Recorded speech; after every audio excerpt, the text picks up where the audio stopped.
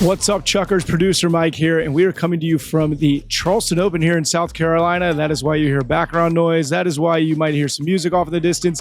Maddie Keys is playing her match right now. We just saw Jess Pegula pull off a stunning three-setter. We saw Belinda Bencic roll in three also earlier today. So as we're recording this, there are going to be some score updates. Check out the newsletter today for everything from Iva Jovic's evening match updates to how Maddie Keys' match adds up, and enjoy the rest of the weekend. And before we get to the rest of the five-setter, be sure to hit subscribe, follow us on your favorite podcast platforms, and follow us on all these social channels. And guys, this is your served five-setter for Friday, April 3rd. This is what we got for you. Sir Andy Murray wants to sell your sneakers made of beans. Monte Carlo's withdrawal list keeps growing. Alcaraz's coach says what we're all thinking, maybe. And the Carolinas make a serious play for women's tennis. But first, the coaching carousel continues. Iga Swiatek parted ways with Wim Fissette after Miami, and she moved on fast. Francisco Roy, Rafa's former coach for over 2 decades, part of the team for all of Rafa's 22 Grand Slam titles, is officially her new coach. Iga confirmed it on Instagram from a clay court in Mallorca, posting, "Welcome to the team, Francisco. Very excited for this new chapter."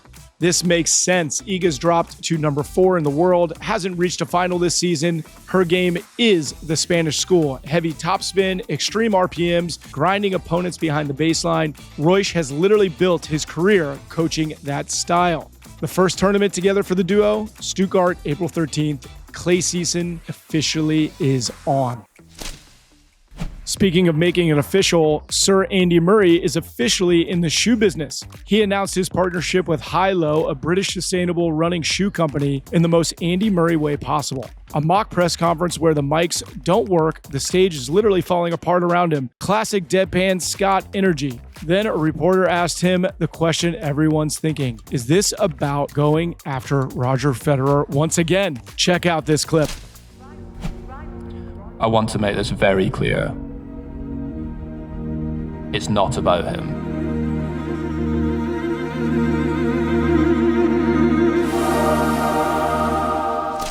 Now, Andy's selling sneakers made of castor beans, corn, and seaweed. Meanwhile, Roger's sitting on a 3% stake of On Running, a company valued at nearly $20 billion.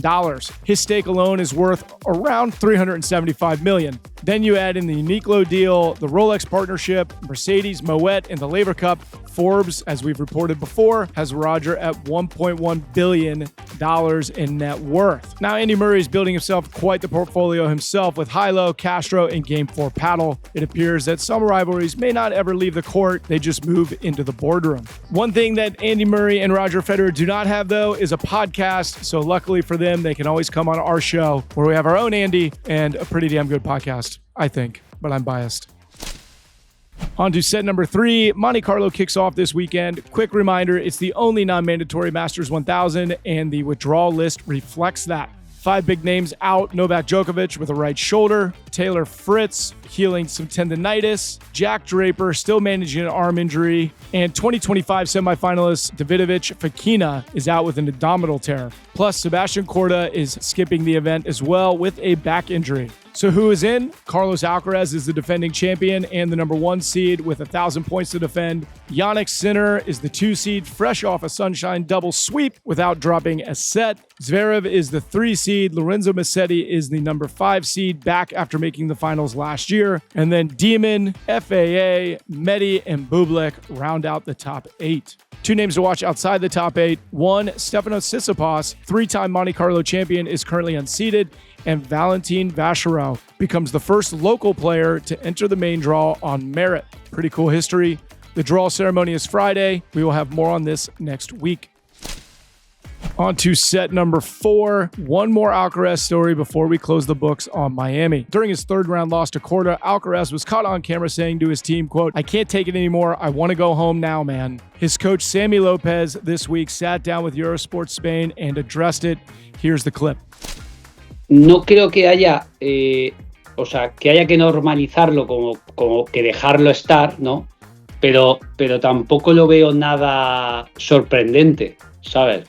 O sea, no hay que normalizarlo, ¿por qué? Porque tiene 22 años y hay que hacerle entender que este tipo de comentarios tienen mucha trascendencia, ¿no? y fuera, sobre todo fuera del equipo, ¿no? Porque luego internamente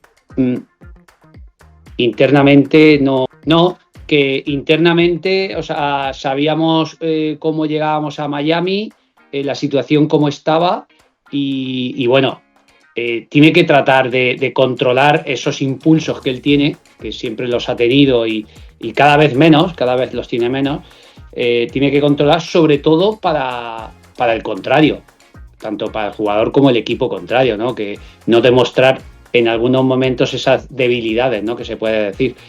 Pero bueno, más allá de eso, es una forma de expresar y de quitar un poco las tensiones, ¿no? Y los cansancios que se llevan acumulados. Pero no hay que darle más importancia.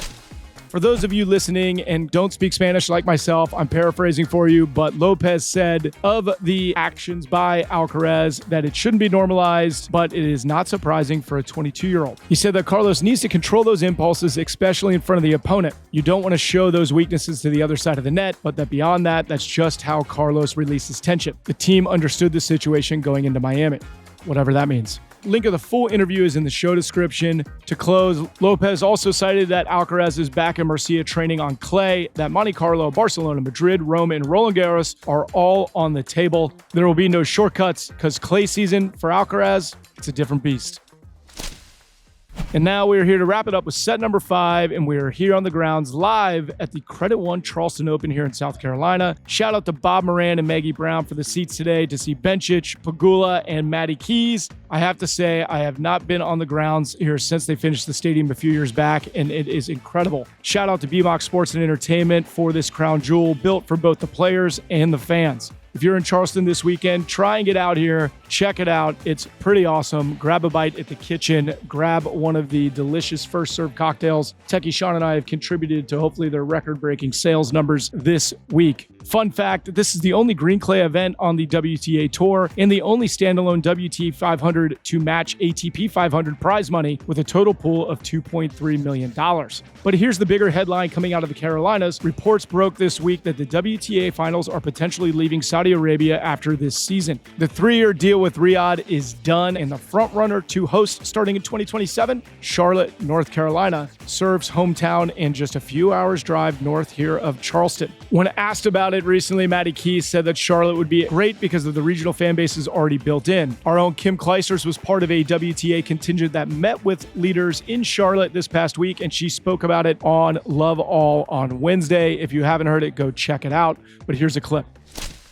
It was my first time in Charlotte, and it was a very kind of impressive room of people that I feel like are very passionate about sports, but also about kind of bringing tennis to the Charlotte area. And just really enjoyed kind of getting to meet a lot of the people that are interested in. I know the Charlotte Sports Foundation is very much behind it, and so we'll see where it heads to, the WTA. A decision is expected by the end of April. And as a Charlotte homer, I have no doubt that if Charlotte is chosen, there will be the support in the stands these players deserve. We'll be watching this one closely. And guys, this leads us to our tiebreak trivia. And for the second week in a row, we will be sticking with the Charleston Open. Speaking of tennis pedigree in the American South, the Charleston Open has attracted the best WTA players in the world for over 50 years. Many legends have won the title multiple times, including Chrissy Effort, Tracy Austin, Martina Navratilova, Steffi Graf, Gabriela Sabatini, Conchita Martinez, Justine Henin, and Serena Williams. Some pretty good players. The question is, which of those players, after winning this event, went on to win the French Open in the same year? We'll have that answer for you on this week's 5-Setter newsletter. And while you're there, check out the headlines that didn't make the show, including the results from the tournaments in progress and a look at Iva Jovic's plans for the clay season. For the full breakdown, head to servepodcast.com or find us on Substack. Remember to hit subscribe on YouTube and follow us on your favorite podcast platform. This is producer Mike signing off from the Charleston Open with Techie Sean, who will not come on camera. Go get me another drink.